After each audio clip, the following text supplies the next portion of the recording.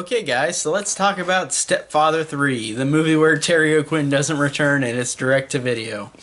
Um, Honestly, I was expecting the worst watching this one, and it is silly and dumb, but honestly, I thought this one was fun, like the last two. It's not as good as the first two, but I think that this one actually is really solid in terms of fun entertainment. It's so goofy, but I love that they do explain why this character, since Terry O'Quinn didn't come back, I like that they gave him plastic surgery in the movie, which is such a soap opera thing. Like, plot point, like, oh, it's like a soap opera. Like, oh, he gets facial surgery, so it's a new actor. But I did like that they at least had the thought to explain it, as opposed to just putting a new actor involved to be Jerry instead, even though he calls himself Keith now in this version, in this film. But he gets a new face and immediately kills the guy who gives him the new face because he's fucking Jerry. Um, and it's got a really dumb slow-mo moment of the guy after he gets his throat slit and he just like, and the camera shakes and it's really bad, like effects for like direct to video. It's really terrible. But of course he finds a new family immediately, and in this California town, and just goes and they get married again. Like, it's the next woman again. They get married. He gets married like 20 times. I know he gets married in all three of these movies, but he's probably been married, I don't know how many more times in the other movie, like before the first movie. They explained a couple more times at least.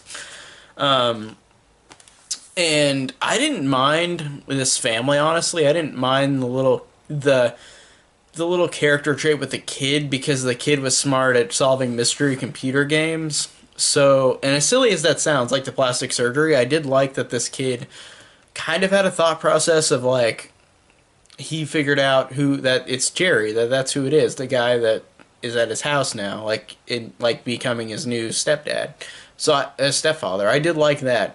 And the Christine character, it's weird. I mean, I like her, but she immediately marries Keith after a week of knowing him, literally. And it's, again, this movie is very silly, and it's not like a thing that I hate, but I just think it's a weird thing. Like, oh, they known each other like a week, and then they get married. That's how it works. And it's ridiculous, too, at this moment in the movie, because, like, Keith wants Andy to play football, and Andy is this paraplegic. He can't walk. But Christine has been told by people like who tested him, saying he can maybe walk again if he has the willpower to do it. So Keith keeps telling him like, "You're gonna walk. I'm gonna make you walk," and like he's being creepy about it because he's a stepfather. But he's like, "I'm gonna make you walk. Like, get up, get up." Like, he throws a football at him and he falls down to the ground and he can't get up. Maybe that implies that'll happen later. That I'll get up and walk.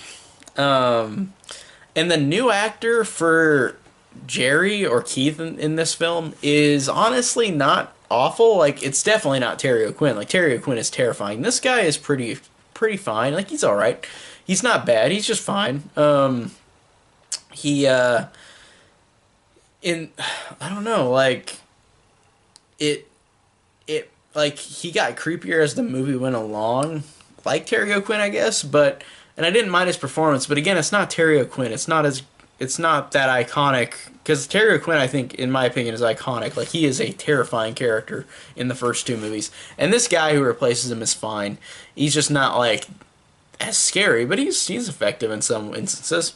Now I want to mention, and I know this is like pointing this out is kind of dumb, but there's a kill in this that's straight out of Halloween 5, with beating someone's head on the wheel of a window and then slamming their head through the windshield, just like in Halloween 5, where Michael did that to a police officer.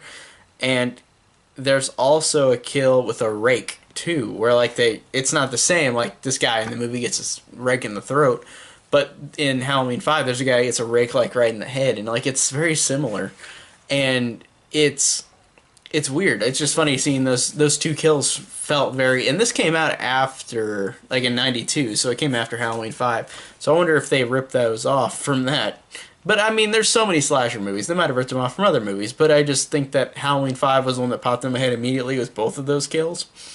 Now I don't want to spoil the ending climax, But man, that was probably the most satisfying climax out of all three movies. Like it actually, wow. Like I don't want to say anything about it. Just see it. That climax is awesome. I love that climax. So I really did enjoy Stepfather 3, despite the fact that they didn't bring back Terry O'Quinn. He didn't want to come back.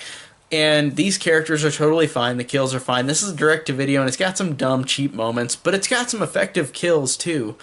And this has a satisfying end. Like, this is definitely a trilogy, and it had the ending that was very satisfying. So I enjoyed Stepfather 3 overall, despite its shortcomings. So tell me down below what you think of Stepfather 3, and thank you guys so much for watching.